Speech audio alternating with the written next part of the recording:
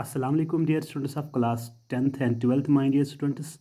First lecture हमने relative class का दे दिया और इसी रिलेटिव क्लास से हम सेकंड लेक्चर यहाँ पे डिस्कस करेंगे माय डियर स्टूडेंट्स। तो हम दैट पढ़ रहे थे। मैंने आपको बता दिया दैट किस पे आता है। दैट आता है एनिमल्स पे और ये आता है लाइफलेस थिंग्स पे आता है। और पुराने ज़माने में पर्सनस पे भी यूज़ होता है, लेकिन आज ज़्यादा यूज़ नहीं करते हैं डियर स्टूडेंट्स। अच्छा, दैट की हम बताएंगे। मैं लिखूँगा ही आई सॉ ए लॉयन। मैंने एक लॉयन देखा। He was furious. अगर हम इट लिखेंगे तो बेटर रहेगा, लेकिन एनिमल्स के ज़रिए अगर जो रिसेंट इंग्लिश ग्रामर है वहाँ पे हम एनिमल्स को अब ही भी लगाते हैं। अच्छा, मैंने एक लाइन देखा वो बहुत खौफनाक था, तो यहाँ पे लॉयन आ गया, एनिमल आ गया, तो एनिमल पे ज़रूरी आएगा क्या? दैट आएगा। I saw a lion that was furious dear students. अच्छा, फिर एक एग्जांपल मैं आपको बता दूंगा यहाँ पे। Please give me my watch. Please give me my watch. मुझे अपनी वॉच वापस कर दो। Full stop. It is very expensive. ये बहुत महंगी है। तो वॉच जो है ये है लाइफलेस एंटिटी, तो दैट आएगा। Please give me my watch that is very expensive. Dear students, मैं आपको यहाँ पे थोड़ा क्लियर करूँगा। दैट भी आएगा और विच भी आएगा, क्योंकि जब हम विच पढ़ेंगे तो उसमें ये लिखा है विच भी किन के साथ आता है, उन चीज़ों के साथ जो लाइफलेस थिंग्स होते हैं। यहाँ पे आप मतलब भटके ना। अच्छा, अब पढ़ेंगे हम विच। डियर स्टूडेंट्स, विच किस में आता है ये आप जान लीजिए। Which is used for animals. Which is used for animals and lifeless things। हुआ ना मिंगल, मतलब विच और दैट सेम है डियर स्टूडेंट्स। अच्छा, the dog which bit me has been killed. The dog which bite me has been killed. तो dog का जिक्र आ गया और दैट भी आएगा और विच भी आएगा। ये यहाँ पे ध्यान दीजिएगा डियर स्टूडेंट्स। क्या आता है? This is the watch which I wanted. This is the watch that या विच आई वांटेड। यही मैं चाहता था। मतलब अब जो विच और दैट है सेम आता है। लाइफलेस थिंग्स के साथ भी आता है और एनिमल्स के साथ भी आता है। और दैट कहाँ पे भी होता है? पर्सन के साथ भी होता है। ये मैं आपको ये टेबल भी दिखाऊंगा। मैं एग्जांपल लिखूंगा, आप यहाँ पे आप क्लियर कर दीजिए। ओके डियर स्टूडेंट्स, एक्सरसाइज की मैं रिलेटिव क्लास की मैं एक्सरसाइज यहाँ पे आपको बताऊँगा, आप अच्छे से समझ लीजिए। ये बताऊँगा, दिस इज़ द पाथ।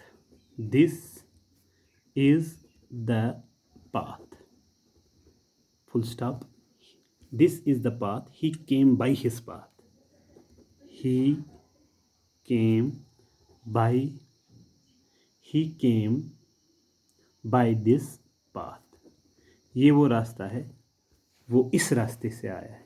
एक क्लास और दूसरा क्लास। अच्छा देखो, यहाँ पे पाथ का जिक्र है, मतलब रोड है कि नहीं? मतलब यहाँ इंसान की जिक्र नहीं है। लाइफलेस थिंग है। दैट भी आएगा और विच भी आएगा। दैट भी आएगा और विच भी आएगा। करो क्लियर। यहाँ पे आएगा this is the path by which he came. यहाँ पे क्या आया? विच आया और दैट भी आएगा। डियर स्टूडेंट्स, मैं आपको दूसरे एग्जाम्पल बताऊँ। The horse was lame. The horse was lame. घोड़ा लंगड़ा था। We saw the horse. We saw the horse. देखो हॉर्स की जिक्र है तो हॉर्स क्या है, एनिमल है। एनिमल के साथ क्या आता है, द भी आता है, दैट भी आता है, विच भी आता है कि नहीं। तो क्या आएगा, the horse that was lame, the horse that we saw, the horse that we saw was lame. जिसको हमने देखा वो क्या था, लंगड़ा था डियर स्टूडेंट्स। अच्छा, ये हमें याद रखना है रिलेटिव क्लॉज में कौन सा चीज़ कहाँ पे आता है। मतलब ये हमें कंफ्यूज नहीं होना है, बिल्कुल भी कंफ्यूज नहीं होना है। दैट कहाँ पे आता है, विच कहाँ पे आता है, हु कहाँ पे आता है और हुज कहाँ पे आता है डियर स्टूडेंट्स। यहाँ पे हमें बिल्कुल भी भटकना नहीं है। अच्छा, मैं आपको ये टेबल बताऊँगा अब, मतलब कहाँ पे ये आते हैं। ये बहुत ही आसान है, एक बार आपने टेबल जहन में रख लिया तो ये फिर आप कभी भूल नहीं पाओगे। अच्छा, मैं अब आपको टेबल बताऊंगा। हु कहाँ पे आता है, शाबाश। ये आता है पर्सन के साथ, मेल हो या फीमेल हो, शाबाश, ध्यान दीजिए। और हुज ये आता है पर्सन के साथ, मेल हो या फीमेल हो। होम पर्सन के साथ, मेल हो या फीमेल हो, ये बात होती है हो। अच्छा, अब विच है। विच कहाँ पे आता है, ये आता है ऑब्जेक्ट के साथ, चीज़ों के साथ, एनिमल के साथ और लाइफलेस थिंग्स के साथ। ठीक है, शाबाश। और आता है दैट, ये आता है एनिमल के साथ, लाइफलेस थिंग्स के साथ और पर्सन के साथ, और पर्सन के साथ कभी कभार, शाबाश। और क्या कहता है dear students, why. Why reason होता है, अगर मतलब वजह जाननी हो तो वाई रीज़न पे आता है। और व्हेन टाइम पे आता है। मैं आपको एग्जांपल भी बताऊंगा इसकी। और दैट ऑब्जेक्ट्स, और ये हो गया table. Who, whose, whom, which, that, which, तो वायर। और ये आप ध्यान लीजिए, अच्छे से जहन में रख लीजिए ये कहाँ पे आते हैं डियर स्टूडेंट्स। अब मैं आपको वाई मतलब रीज़न के बारे में एग्जांपल एक बताऊंगा, आप इसको अच्छे से सुन लीजिए। अच्छा,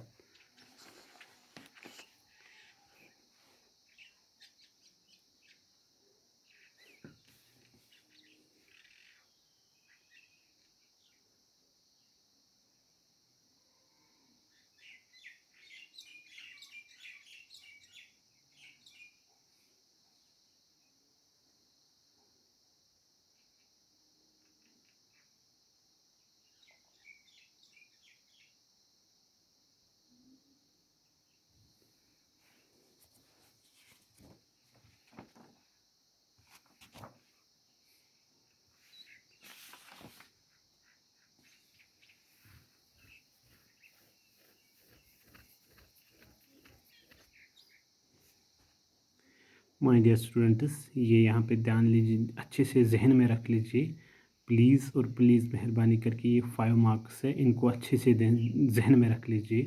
who, whose, whom, which, that, why और व्हेन, ये कहाँ पे आते हैं।